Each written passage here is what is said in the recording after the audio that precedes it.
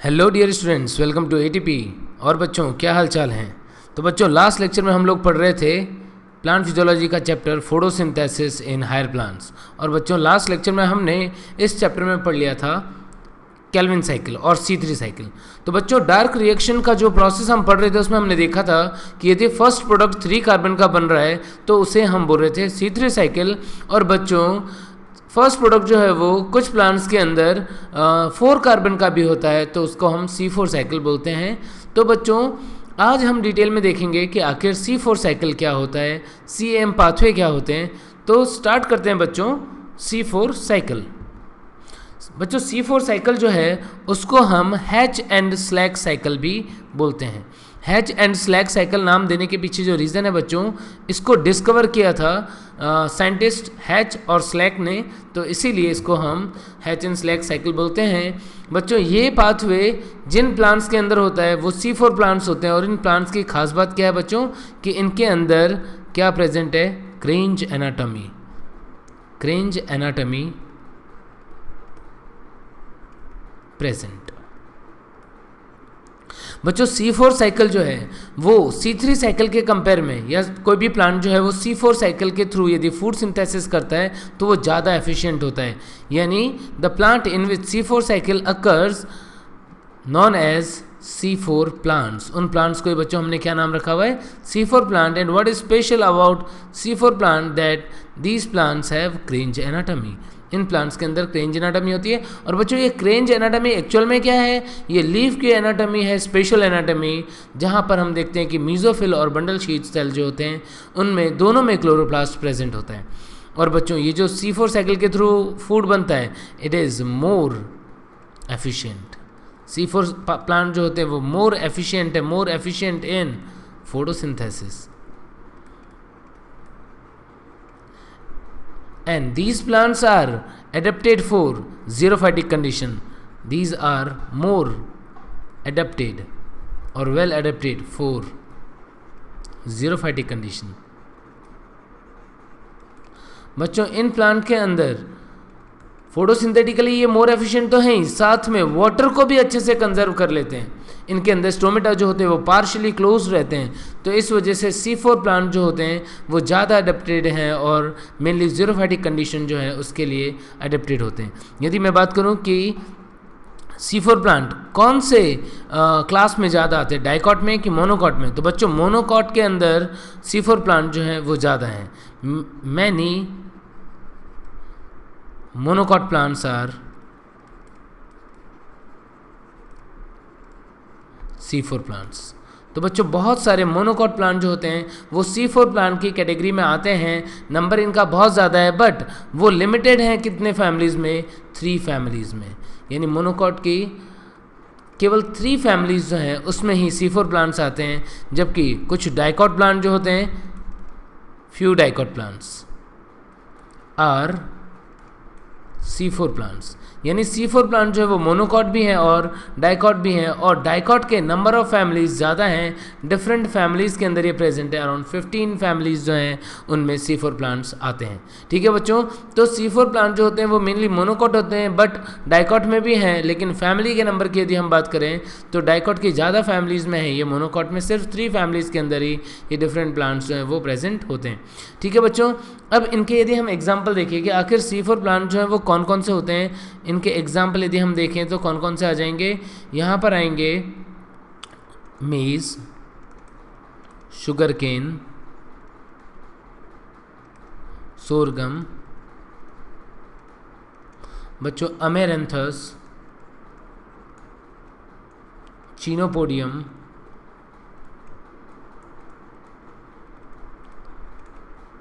Euphorbia, etcetera. तो बच्चों, बहुत सारे प्लांट्स जो हैं वो C4 प्लांट की कैटेगरी में आ रहे हैं और ये एडवांस भी होते हैं। ठीक है बच्चों, तो जो सबसे इंपॉर्टेंट बात हम यहाँ पर कर रहे हैं कि C4 प्लांट जो हैं they are more efficient. Why? Because they are having special anatomy of leaf that is known as Kranz anatomy. तो बच्चों, ये क्रेंज एनाटॉमी क्या होती है जो इन प्लांट्स में प्रेजेंट है वो हम देखते हैं डिटेल में। बच्चों, यहाँ पर आप डायग्राम में देख पा रहे हैं ये है क्रेंज एनाटॉमी। अब एक्चुअल में यहाँ पर क्या हो रहा है, ये लीफ का क्रॉस सेक्शन है, ये मेज प्लांट जो है, मेज प्लांट का डायग्राम है। और इस प्लांट के अंदर लीफ में आप देख पा रहे हैं ये एपिडर्मिस है, एपिडर्मिस के अंदर मीजोफिल सेल, मीजोफिल के अंदर ये वॉस्कुलर बंडल की कवरिंग, बंडल शीथ सेल, यानी इस डायग्राम में ये वाला स्ट्रक्चर जो है ये है बंडल शीथ सेल। और बच्चों ये जो सेल है वो है इसके आसपास में मीजोफिल सेल्स। ठीक है बच्चों, तो क्रेंज एनाटॉमी एक्चुअल में क्या एनाटॉमी होती है? क्रेंज जो है इसका मतलब क्या है? यहाँ पर क्रेंज एनाटॉमी का मतलब होता है रैथ लाइक स्ट्रक्चर होती है, यानी कि यहाँ पर जो मीजोफिल सेल है वो बंडल शीथ सेल के अराउंड रिंग की फॉर्म में अरेंज है। देख रहे हैं आप यहाँ पे कंसेंट्रिक रिंग लाइक स्ट्रक्चर जो है वो आपको दिख रहा है, उस स्ट्रक्चर को ही हम क्या बोलते हैं? क्रेंज। इसीलिए इस एनाटॉमी का नाम रखा हुआ है क्रेंज एनाटॉमी। ठीक है बच्चों, तो यहाँ पर क्या क्या डिफरेंस होते हैं मैं एक बार आपको बताता हूँ। ये जो बंडल शीथ सेल होते हैं, इन बंडल शीथ सेल का सेल वॉल जो होता है वो रिलेटिवली थिक होता है, ये ज़्यादा थिक सेल वॉल होगा किसका? बंडल शीथ सेल का। बंडल शीथ सेल जो है इनके अंदर क्लोरोप्लास्ट प्रेजेंट होते हैं। आप देख रहे हैं यहाँ पर number of chloroplast is also more in this bundle sheath cell and these chloroplast are agranal. Mesophyll cell जो होते हैं वो इनकी सेल वॉल रिलेटिवली थिन होती है, नंबर ऑफ क्लोरोप्लास्ट जो है वो कम होते हैं, बट ग्रेनल क्लोरोप्लास्ट प्रेजेंट होता है। और मीजोफिल और बंडल शीथ सेल्स जो होते हैं इनके बीच में प्रोटोप्लाज्मिक कनेक्शन होता है, किसके थ्रू? प्लाज्मोडेस्मेटा के थ्रू। तो इस तरीके से ये कंसेंट्रिक रिंग की फॉर्म में अरेंज होते हैं। इनके पास एंजाइम जो होते हैं, यदि हम बात करें कि मीजोफिल सेल, तो मीजोफिल सेल के पास में पेप्केज एंजाइम होता है, यहाँ पर इनिशियल फिक्सेशन होता है।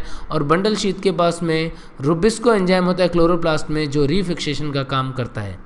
ठीक है बच्चों, तो लाइट रिएक्शन वाली प्रोसेस मेनली कहाँ पे हो जाएगी? मीजोफिल सेल के अंदर। और रुबिस्को कहाँ है? बंडल शीथ में। तो डार्क रिएक्शन कहाँ पे चलेगा बच्चों? इस बंडल शीथ सेल में चलेगा।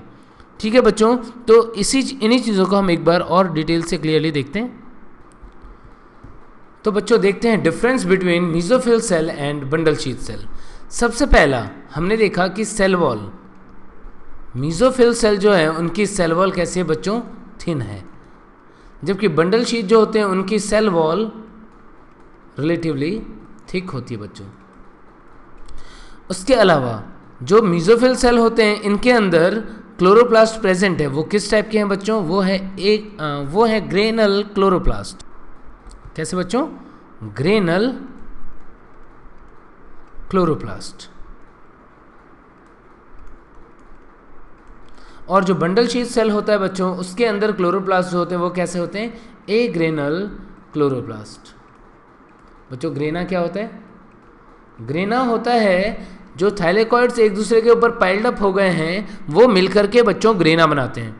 और ग्रेना जो है उसके ऊपर लाइट रिएक्शन होता है, cyclic non cyclic photophosphorylation. Mesophyll cell जो है उसमें ग्रेना प्रेजेंट है, बंडल शीथ में ग्रेना नहीं है। बच्चों बंडल शीथ में यदि ग्रेना नहीं है, लेकिन आप एक बात ध्यान रखना, इसके अंदर स्ट्रोमा लैमेली प्रेजेंट होती है। एटीपी तो बन सकता है बट वाटर का फोटोलाइसिस नहीं होगा, क्योंकि जो स्ट्रोमा लैमेली होती है उसके ऊपर PS2 एब्सेंट होता है बच्चों। और यहाँ पर ग्रेनल क्लोरोप्लास्ट जो है उसका नंबर यदि बात करें तो chloroplast number less in number, while chloroplast is more in number. Chloroplast का नंबर जो है वो बंडल शीथ में ज़्यादा होता है। And the chloroplast of mesophyll cell smaller and bundle sheath cell का क्लोरोप्लास्ट जो होगा वो रिलेटिवली लार्जर होगा, लार्जर क्लोरोप्लास्ट। समझ गए बच्चों? इसके अलावा यदि मैं और डिफरेंस की बात करूं तो मीजोफिल सेल जो है इसके अंदर कौन सी प्रोसेस चलेगी? Light reaction, so that ATP, NADPH2 and oxygen produced। लेकिन यहाँ पर बंडल शीथ सेल के अंदर ओनली ATP प्रोड्यूस्ड। मेनली क्या होता है? मेनली डार्क रिएक्शन चलता है, और यहाँ पर डार्क रिएक्शन जो है वो नहीं चलेगा। इसके पास में पेप कार्बोक्सिलेज एंजाइम तो है, पेपकेज या पेप को भी बोलते हैं, प्रेजेंट है। कहाँ पर प्रेजेंट होता है? Present in cytoplasm. PEPcase enzyme जो है बच्चों वो साइटोप्लाज्म में प्रेजेंट होता है, जबकि बंडल शीथ सेल जो है इसके पास होता है Rubisco enzyme, Rubisco present in, कहाँ पे होता है ये रुबिस्को एंजाइम बच्चों? क्लोरोप्लास्ट। तो इसका मतलब क्या हुआ? मीजोफिल सेल के अंदर C3 cycle does not occur, यहां पर C3 साइकिल नहीं चलेगी, लेकिन बंडल शीथ सेल के अंदर यस C3 साइकिल अकर्स। इसका मतलब फूड का सिंथेसिस जो है वो बंडल शीथ में ही होगा। तो फिर पेपकेज क्या कर रहा है? पेपकेज इनिशियल CO2 फिक्सेशन का काम कर रहा है, लेकिन बंडल शीथ सेल जो है वो रीफिक्सेशन करेगा, रीफिक्सेशन ऑफ CO2। ठीक है बच्चों, तो ये डिफरेंसेस हमने देखे किसके अंदर? ये जो मीजोफिल सेल और बंडल शीथ सेल है, मीजोफिल सेल के अंदर सेल वॉल थिन होता है, बंडल शीथ के अंदर सेल वॉल थिक होता है। मीजोफिल में ग्रेना प्रेजेंट है, यानी क्लोरोप्लास्ट जो है वो ग्रेनल है, और बंडल शीथ में एक ग्रेनल क्लोरोप्लास्ट है। मीजोफिल में क्लोरोप्लास्ट जो है वो less in number, bundle sheath में मोर इन नंबर। मीजोफिल के क्लोरोप्लास्ट जो होते हैं वो छोटे साइज के होते हैं, बंडल शीथ के क्लोरोप्लास्ट जो होते हैं वो larger in size. Light reaction होता है कहाँ पे? मेनली मीजोफिल में, जिसमें कि सारा का सारा एसिमिलेटरी पावर ATP, NADPH2 और ऑक्सीजन बनता है, जबकि यहाँ पर साइक्लिक फोटोफॉस्फोरिलेशन होगा क्योंकि स्ट्रोमा लैमेली प्रेजेंट है एट स्ट्रोमा लैमेली। तो इस वजह से सिर्फ और सिर्फ क्या बन जाएगा? सिर्फ और सिर्फ ATP का प्रोडक्शन होगा। इसके पास इंपॉर्टेंट पेपकेज एंजाइम प्रेजेंट है, रुबिस्को एंजाइम जो होता है वो बंडल शीथ में होता है, इसीलिए C3 साइकिल कहाँ पे चलेगी? बंडल शीथ सेल में। मीजोफिल में इनिशियल CO2 फिक्सेशन होगा पेपकेज के थ्रू, और बंडल शीथ में रीफिक्सेशन होगा CO2 के थ्रू, और अल्टीमेटली फूड का सिंथेसिस हो जाएगा। ठीक है बच्चों, तो अब ये हमने क्रेंज एनाटॉमी देखी। अब क्रेंज एनाटॉमी के बाद में हम देखते हैं प्रोसेस डिटेल में कि आखिर C4 साइकिल कैसे चलती है। तो बच्चों अब हम देखते हैं C4 साइकिल जो है इस प्रोसेस को डिटेल में। तो बच्चों जैसा कि ये डायग्राम देख रहे हैं आप, इसके अंदर दो सेल बनाए हमने, कौन कौन से? मीजोफिल सेल एंड यहाँ पर है बंडल शीथ सेल। बच्चों मीजोफिल सेल जो है उसके अंदर इनिशियल CO2 फिक्सेशन होता है, ये एटमॉस्फेरिक CO2 है। क्या होगा? CO2H2 रिएक्ट करेंगे, बाइकार्बोनेट बना। फर्स्ट CO2 एक्सेप्टर जो होता है वो होता है फॉस्फोइनॉल पायरुवेट। फॉस्फोइनॉल पायरुवेट से जुड़ गया, क्या हो गया? कार्बोक्सिलेशन। कार्बोक्सिलेशन की वजह से जो फर्स्ट कंपाउंड बनता है बच्चों वो 4 कार्बन का एसिड होता है, इसीलिए इसको हम क्या बोल रहे हैं? C4 cycle. 4 कार्बन का एसिड बनने के बाद में ये ट्रांसपोर्ट हो जाता है, क्योंकि आपको पता है मीजोफिल और बंडल शीथ जो है वो प्लाज्मोडेस्मेटल कनेक्शन के थ्रू कनेक्टेड हैं, तो यहाँ से जो 4 कार्बन का एसिड होता है वो ट्रांसफर हो जाता है किसके अंदर बच्चों? बंडल शीथ सेल के अंदर, और वहाँ पर फिर से डीकार्बोक्सिलेशन होता है और ये CO2 रिलीज कर देता है। जो CO2 रिलीज होगा यानी 4 कार्बन से अगेन किस में कन्वर्ट हो गया? ये डीकार्बोक्सिलेशन के बाद में 3 कार्बन के एसिड में कन्वर्ट हो गया, और CO2 जो है बच्चों वो किस में यूज हो जाएगी? कैल्विन साइकिल के अंदर, जिसके थ्रू बन जाएगा फूड, सपोज ग्लूकोज बन गया। और ये जो 3 कार्बन का एसिड है वो वापस से आएगा किसके अंदर? वो फिर से मूव करते हुए आ गया मीजोफिल सेल के अंदर, और मीजोफिल सेल में रीजनरेशन की प्रोसेस के थ्रू क्या बन जाएगा? जो फर्स्ट CO2 एक्सेप्टर था हमारा, कौन? Phosphoenol pyruvate. ठीक है बच्चों, तो इस टाइप से प्रोसेस चलती है, लेकिन एग्जैक्टली क्या क्या प्रोडक्ट बनते हैं उनके बारे में हम डिटेल देखते हैं। कि सबसे पहले मैं इसको 2 पार्ट में डिवाइड कर लेता हूँ। तो बच्चों मैंने यहाँ पे 2 सेल बना लिए, mesophyll cell and bundle sheath cell. अब मीजोफिल सेल के अंदर जो फर्स्ट CO2 एक्सेप्टर होता है बच्चों वो होता है फॉस्फोइनॉल पायरुवेट, PP। ये जो हम यहाँ पे देख रहे थे phosphoenol pyruvate first CO2 acceptor है, और एनवायरमेंटल जब CO2 सेल के अंदर आता है तो वो वाटर से रिएक्ट करेगा, CO2 प्लस H2O, तो H2CO3 माइनस बनाएगा, H2CO3 बनाएगा, और वो कन्वर्ट हो जाता है किसके अंदर बच्चों? H प्लस और HCO3 माइनस। अब ये जो HCO3 माइनस है बच्चों यही रिएक्ट करेगा किससे? फॉस्फोइनॉल पायरुवेट से, और इस फॉर्म में ये यहाँ पे ऐड हो गया। जो फर्स्ट प्रोडक्ट बनता है वो बनता है ऑक्जेलो एसिटिक एसिड। बच्चों यही वो C4 प्रोडक्ट है जो सबसे पहले बन रहा है। कार्बोक्सिलेशन हुआ और फर्स्ट प्रोडक्ट जो बना ऑक्जेलो एसिटिक एसिड, वो ये 4 कार्बन का प्रोडक्ट है। ये अपने आप को और स्टेबल बनाने के लिए कन्वर्ट हो जाता है बच्चों किसके अंदर, दूसरे प्रोडक्ट के अंदर, मैलिक एसिड में। तो इस तरीके से ऑक्जेलो एसिटिक एसिड कन्वर्ट हुआ मैलिक एसिड में। मैलिक एसिड का ट्रांसफर हो जाता है किसके अंदर, ये भी C4 एसिड है बच्चों, और मैलिक एसिड जो है उसका ट्रांसफर हो जाता है किसके अंदर, बंडल शीथ सेल के अंदर। मैलिक एसिड पहुंच गया कहाँ पे, बंडल शीथ, किसके थ्रू, ये प्लाज्मोडेस्माटा के थ्रू। फिर यहाँ पर ये मैलिक एसिड का होगा डी कार्बोक्सिलेशन, और डी कार्बोक्सिलेशन होकर के बच्चों यहाँ पर बनता है पायरुवेट और पायरुविक एसिड। ये 3 कार्बन का एसिड बना बच्चों, तो इसका मतलब इस टाइम पे क्या हुआ है, यहाँ पर CO2 रिलीज हो गई है, डी कार्बोक्सिलेशन, ये वाली प्रोसेस बच्चों। तो डी कार्बोक्सिलेशन हुआ है, तो इस CO2 को कौन यूज करेगा अब ये CO2 जो है उसको एक्सेप्ट करेगा RUBP, किसके अंदर, क्लोरोप्लास्ट के अंदर। RUBP जो है रेबुलोज 1,5 बाइफॉस्फेट जो है वो इसको यूज करेगा और क्या बना देगा, 3 कार्बन का PGA, और ये प्रोसेस जो है वो चलता रहेगा। कौन सा साइकिल है ये, C3 साइकिल। तो यहाँ पर C3 साइकिल चलेगा और क्या बन जाएगा, जो प्रोडक्ट है सपोज ग्लूकोज की अभी हम बात कर लेते हैं, 6 कार्बन का प्रोडक्ट बन रहा है तो वो बन जाएगा। तो बच्चों यहाँ पर ये जो प्रोसेस आप देख पा रहे हैं, ये प्रोसेस कहाँ पर हो रही है, ये कौन सा सेल ऑर्गेनेल है, ये है क्लोरोप्लास्ट, यानी क्लोरोप्लास्ट के अंदर फूड का सिंथेसिस हो जा रहा है। कौन सी साइकिल चल रही है यहाँ पर चल रही है C3 साइकिल। ठीक है बच्चों, तो इस तरीके से हमने देखा कि जो मैलिक एसिड है वो पायरुविक एसिड में कन्वर्ट हुआ और CO2 दे दिया किसके लिए, C3 साइकिल के लिए। अब ये पायरुविक एसिड जो है वो फिर से वापस लौट आएगा किसके अंदर, मीसोफिल सेल के अंदर। यहाँ पर बन गया क्या, पायरुविक एसिड। और ये पायरुविक एसिड जो है वो अल्टीमेटली कन्वर्ट हो जाएगा बच्चों किसके अंदर, वो कन्वर्ट हो जाएगा फॉस्फोइनॉल पायरुवेट के अंदर। ठीक है बच्चों, तो एक बार हम फिर से समझते हैं कि क्या हुआ प्रोसेस के अंदर। प्रोसेस के अंदर सबसे पहले जो CO2 है वो आया किसके पास में, वो आया मीसोफिल सेल के पास में, और यहाँ पर रिएक्ट करके किस फॉर्म में, बाइकार्बोनेट के फॉर्म में ये अटैच हुआ फॉस्फोइनॉल पायरुवेट से। कार्बोक्सिलेशन वाली प्रोसेस हुई जिसको हम इनिशियल CO2 फिक्सेशन भी बोल देते हैं, और क्या बन गया बच्चों, ऑक्जेलो एसिटिक एसिड बन गया। ऑक्जेलो एसिटिक एसिड और स्टेबल कंपाउंड में कन्वर्ट हो जाता है कौन सा, मैलिक एसिड। मैलिक एसिड का ट्रांसफर हो गया बंडल शीथ सेल में, और यहाँ पर मैलिक एसिड जो है वो डी कार्बोक्सिलेशन शो कर रहा है और उसमें से CO2 निकल गई और क्या बन गया, और यहाँ पर प्रोडक्ट बन गया पायरुविक एसिड।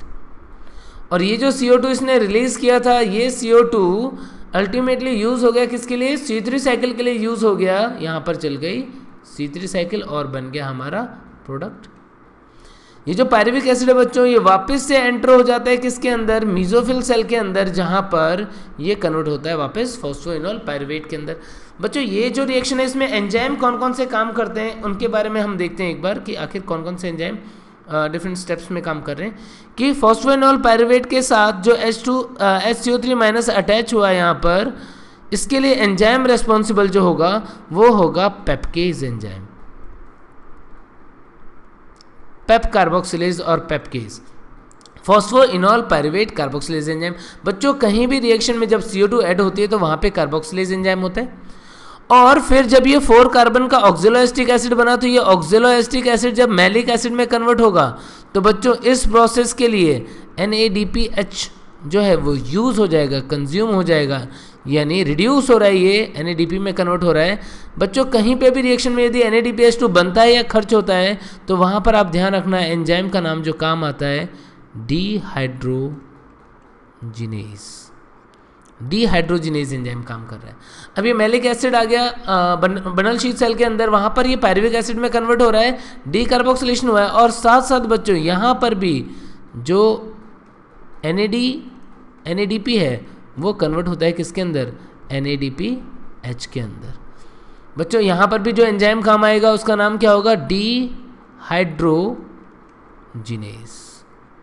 डीहाइड्रोजिनेज एंजाइम काम आ रहा है। अब ये पायरुविक एसिड बन गया और ये आया यहाँ पर।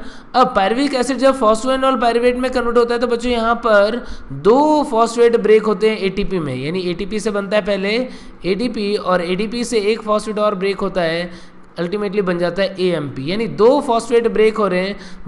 बच्चों यहाँ पे एंजाइम का नाम होगा डाई काइनेज एंजाइम। इस स्टेप को कैटेलाइज कौन कर रहा है? Dikinase enzyme. अभी तक जो पूरा प्रोसेस पढ़ा बच्चों हमने वो एक सिंगल CO2 के फिक्सेशन के लिए पढ़ा हुआ है। अब यदि हम इसको बैलेंस फॉर्म में पढ़ना चाहते हैं तो फिर क्या होगा बच्चों? यहाँ पर 6 CO2 होगा, 6 फॉस्फोइनोल पायरुवेट होगा, रिएक्ट करेगा तो क्या बनेगा? 6 ऑक्सैलोएसिटिक एसिड। यहाँ पर 6 NADPH यूज़ होंगे, 6 molecule of malic acid produce होगा और यहाँ पर भी यानी सब कुछ क्या क्या हो जा रहा है? 6 हो जा रहा है, 6 पायरुविक एसिड यहाँ पर इस तरीके से, और 6 ATP जो है वो 6 AMP में कन्वर्ट होंगे। तो अल्टीमेटली बच्चों यहाँ पर जो प्रोसेस देखा आपने, इस प्रोसेस से आपको बात समझ में आ गई कि C4 पाथवे में स्पेशल क्या है। C4 पाथवे कुछ ऐसा पाथवे है जिसमें मीजोफिल सेल CO2 को अपटेक करके और फिर बंडल शीथ में कंटिन्यूअसली ट्रांसफ़र करते रहते हैं। बच्चों इस प्रोसेस के लिए एक बार हम एनर्जी कैलकुलेशन यदि देखें तो यहाँ पर 6 NADPH2 जो है वो यूज़ हुआ है, यहाँ पर 6 NADPH2 प्रोड्यूस हो गया है। तो इसका मतलब नेट जो NADPH2 का एनर्जी कैलकुलेशन होगा वो 0 हो जाएगा। यहाँ पर बच्चों 6 ATP 6 AMP में कन्वर्ट हुआ है, यानी 6 ATP। यदि हम ATP से ADP बनता है तो उसको 1 मानते हैं, तो ATP से AMP को बनने को क्या माने? डबल एनर्जी कंज्यूम्ड कैलकुलेट करेंगे। यहाँ पर हम बोलेंगे कि 12 ATP के इक्विवेलेंट एनर्जी कंज्यूम हुई है।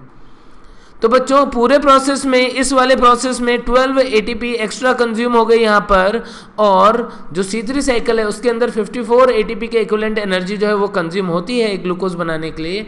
तो नेट एनर्जी कैलकुलेशन कैसा रहेगा? तो बच्चों एनर्जी कैलकुलेशन देख रहे हैं हम किसके लिए? 6 CO2, 6 CO2 के लिए हम देख रहे हैं, और सिंथेसिस ऑफ 1 ग्लूकोज, एक ग्लूकोज बनाने के लिए 6 CO2 या एक ग्लूकोज, 6 CO2 फिक्स करने के लिए या एक ग्लूकोज बनाने के लिए जो कैलकुलेशन होगी, तो C4 पाथवे में extra ATP consumed in C4 pathway. C4 pathway में जो एक्स्ट्रा ATP कंज्यूम हुआ वो क्या था बच्चों? 6 CO2 के लिए हम बात कर रहे हैं। तो हमने देखा था यहाँ पर 6 ATP जो है वो कन्वर्ट हुए थे किसके अंदर? 6 AMP के अंदर। हम इसको किसके इक्विवेलेंट लेंगे बच्चों? हम इसको लेंगे 12 ATP कंज्यूम्ड, यानी एक्स्ट्रा एनर्जी जो कंज्यूम हुई है C4 पाथवे के लिए वो 12 ATP कंज्यूम हुई है। और यदि हम बात करें C3 साइकिल के अंदर तो उसमें ATP कितना कंज्यूम हो रहा था, एनर्जी कितना कंज्यूम हो रहा था? Energy consumed in C3 cycle. बच्चों C3 साइकिल में जो एनर्जी कंज्यूम हुई थी वो 54 ATP के इक्विवेलेंट थी। तो यदि हम बात करें कि इस प्रोसेस के अंदर नेट कितना एनर्जी कंज्यूम हुआ है, तो मैं ऐसा बोल सकता हूँ कि 4 सिंथेसिस ऑफ 1 ग्लूकोज, या मैं ऐसा भी बोल सकता हूँ कि 4 fixation of 6 CO2 total energy consumed by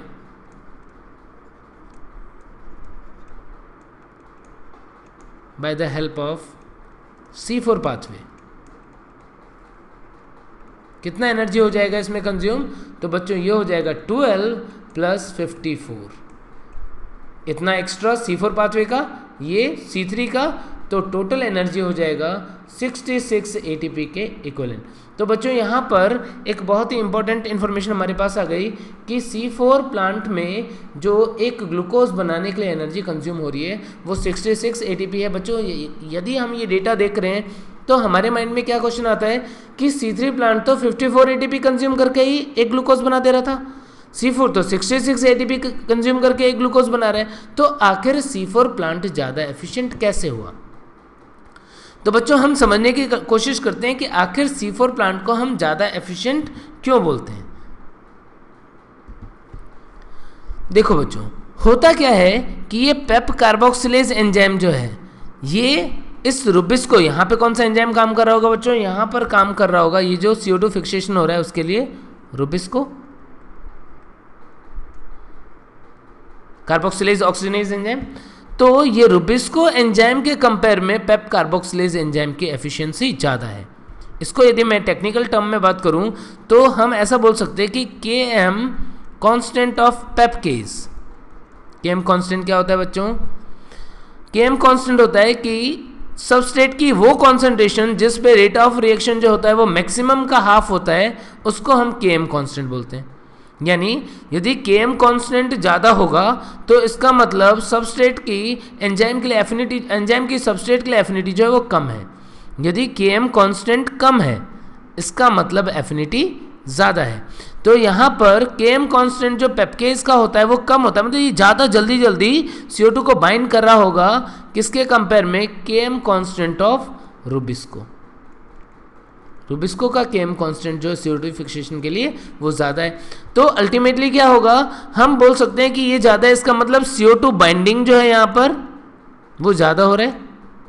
CO2 fix जो है, फिक्सेशन ऑफ CO2 जो है वो यहाँ पर ज़्यादा हो रहा है, यहाँ पर इसके रिलेटिवली कम हो रहा है। तो क्या होगा, तो इसका मतलब मोर CO2 is available for Rubisco. तो रुबिस्को एंजाइम जो है उसके लिए CO2 की अवेलेबिलिटी जो है वो कैसे रहेगी बच्चों? वो अवेलेबिलिटी ज़्यादा रहेगी।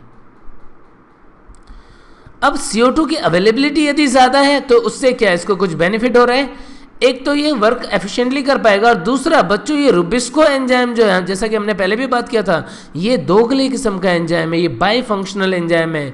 इस रुबिस्को की प्रॉपर्टी कार्बोक्सिलेज वाली भी है और ऑक्सीजनेज वाली भी है। तो बच्चों यदि यहाँ पर CO2 की कॉन्सेंट्रेशन हाई हो जाएगी, यदि इसके पास CO2 की कॉन्सेंट्रेशन हाई रहेगी तो रुबिस्को जो है वो ऑक्सीजनेज एक्टिविटी नहीं करेगा। इसका मतलब क्या होगा बच्चों?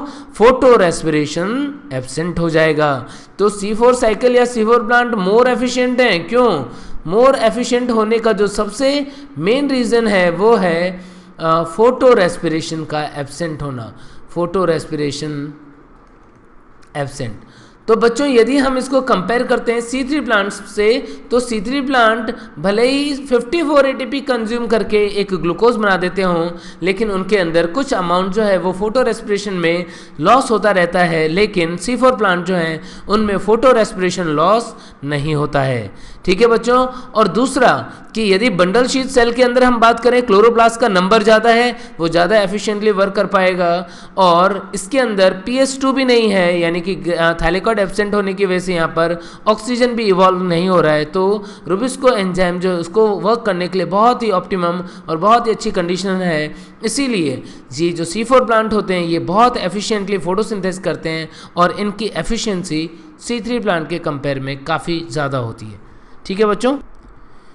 तो बच्चों मुझे लगता है कि आपको ये C4 साइकिल जो है वो बहुत ही अच्छे से समझ में आ गया होगा। तो बच्चों अब C4 साइकिल पढ़ने के बाद में हम इसके रिलेटेड कुछ क्वेश्चंस देखते हैं। बच्चों पहला क्वेश्चन है कि double carboxylation with spatial difference is characteristic of. Double carboxylation याद है, हमने बोला इनिशियल फिक्सेशन रीफिक्सेशन, तो वो हो गए डबल कार्बोक्सिलेशन। तो किसके अंदर होता है बच्चों? ये एक तो होता है C4 प्लांट्स के अंदर, और दूसरा CAM प्लांट जो होता है बच्चों, हालांकि हमने CAM पाथवे अभी नहीं पढ़ा है, हम डिटेल में भी पढ़ेंगे नेक्स्ट लेक्चर में। तो इन दोनों के अंदर डबल कार्बोक्सिलेशन होता है। लेकिन बच्चों जो स्पेशल डिफरेंस है वो किसका है? वो लीफ की एनाटॉमी का है। यानी C4 प्लांट के अंदर क्रेंज एनाटॉमी जो होती है वो प्रेजेंट होती है, और क्रेंज एनाटॉमी के अंदर दो अलग अलग सेल होते हैं जिनके अंदर इनिशियल फिक्सेशन और रीफिक्सेशन होता है, जबकि CAM प्लांट जो होते हैं उनमें क्रेंज एनाटॉमी नहीं होती है। इसमें दो बार फिक्सेशन तो होता है बट अलग अलग सेल में नहीं, बल्कि अलग अलग टाइम पे होता है। तो बच्चों कुल मिला के हमें इस क्वेश्चन में ढूंढना है कि कौन सा C4 प्लांट है। ट्रिटिकम। बच्चों ध्यान रखना, all monocots are not C4 plant. Triticum भले ही मोनोकॉट है लेकिन ये C4 प्लांट नहीं है। पाइसम बिल्कुल नहीं, सेक्रम, यस बच्चों, सेक्रम जो होता है वो C4 प्लांट होता है, और ब्रायोफिलम की यदि हम बात करें तो ये CAM प्लांट है बच्चों, तो आंसर होगा थर्ड। नेक्स्ट क्वेश्चन देखो बच्चों, how many additional ATP are used during synthesis of 2 molecule of hexose. बच्चों बहुत ध्यान से पढ़ना है, कितने molecule, 2 molecule of hexose sugar. तो इन मेज देन टोमेटो, यानी कंपेयर करने के लिए बोल रहा है कि मेज में कितना एक्स्ट्रा खर्च होगा एज कंपेयर टू टोमेटो। तो बच्चों मेज जो है वो आपको पता है C4 प्लांट है, टोमेटो जो है वो क्या है, वो C3 प्लांट है। और आपको पता है कि एक ग्लूकोज के लिए C4 प्लांट में कितने ATP एक्स्ट्रा कंज्यूम हुए थे, 12 ATP जो है वो एक्स्ट्रा कंज्यूम हुए थे। क्यों? क्योंकि ये ATP AMP में कन्वर्ट हो रहा था, इसीलिए हम उसको 12 के इक्विवेलेंट लिख रहे थे बच्चों। तो 12 ATP जो है वो एक्स्ट्रा कंज्यूम होगा किसके अंदर, मेज के अंदर, किसके लिए, फॉर 1 ग्लूकोज और 1 हेक्सोज। तो 2 के लिए पूछा है ना बच्चों, तो 2 के लिए क्या हो जाएगा, डबल हो जाएगा 24। तो आंसर क्या होगा बच्चों, 24। ठीक है बच्चों, तो मुझे लगता है कि आपको ये जो आज हमने C4 साइकिल पढ़ा वो आपको अच्छे से समझ में आ गया होगा। और बच्चों नेक्स्ट लेक्चर में हम पढ़ेंगे CAM पाथवे, तब तक के लिए आप पढ़ते रहिए। Bye bye.